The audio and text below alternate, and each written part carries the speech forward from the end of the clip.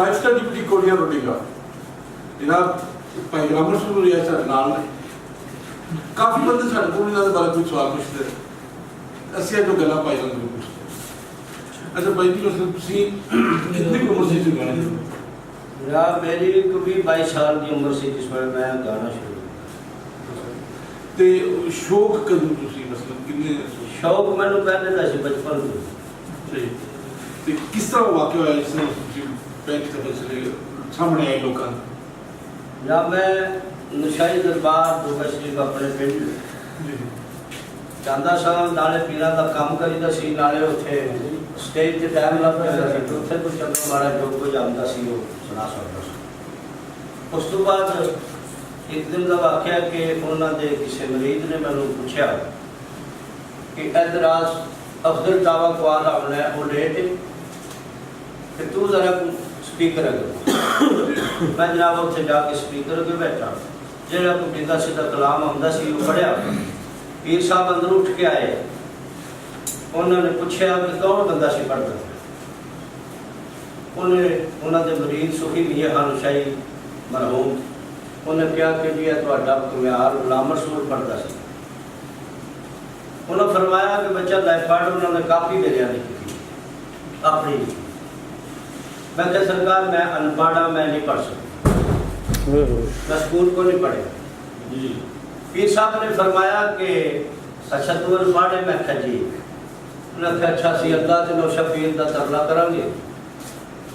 ते नाल उन्होंने थापड़ा ला दिता तो उन्होंने फरमाया कि जेड़ी तेरी पिया पढ़ी मैं जनाब बरक साहब की दुआ के नाल पंजाबी किताब कोई भी किसी शायर की वारिस शाह मियां साहब का कलाम साहब नूं लफ्ज माड़े चंगे तक सकना है और मेरे नालों साथ दुनिया चंगी पढ़ाती है जी इस तरह मैंने ਸਹੀ ਸਕੂਲ ਬਿਲਕੁਲ ਨਹੀਂ जी स्कूल मैं कोई नहीं गया अजे भी मैंने अपना नाम नहीं लिखना कुरान पाक में नहीं पढ़ी जी कुरान पाक में नाज़िल पढ़े अच्छा और माशाल्लाह इनका है कि अजे भी नज़र माड़ी होने के बावजूद भी अद्धे घंटे बारह पढ़ सकता लेकिन पंजाबी अलग है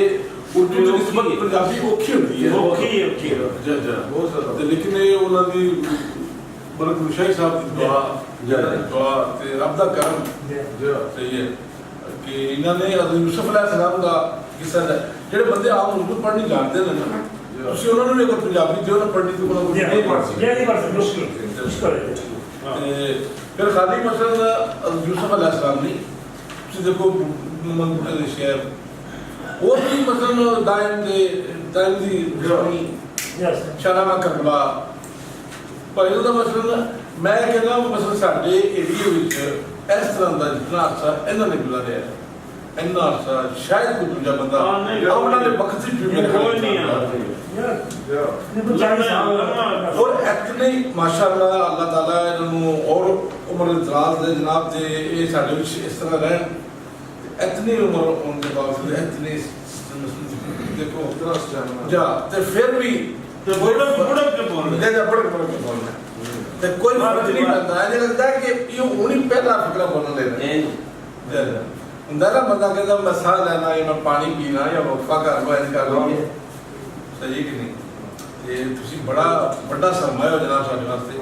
ਤੇ ਬਹੁਤ ਬਹੁਤ ਮਿਹਰਬਾਨੀ ਜਨਾਬ ਮੀਆਂ ਜਵੇਦ ਸਾਹਿਬ ਤੁਹਾਡੀ ਭਾਈ ਰਿਆਜ਼ ਤੁਹਾਡੀ ਜੀ ਕੋਈ ਲੇਕਿਨ ਮਿਹਰਬਾਨੀ ਜਨਾਬ ਸ਼ੁਕਰੀਆ ਤੁਹਾਡਾ ਜੀ ਨਾ ਬਿਸਮਿਲ੍ਲਾ ठीक भाई परीक्षा साहब इधर चलना है उधर चलना बिस्मिल्लाह जी भाई रियाज जी बहुत मेहरबानी अपना कीमती वक्त सारे मियां साहब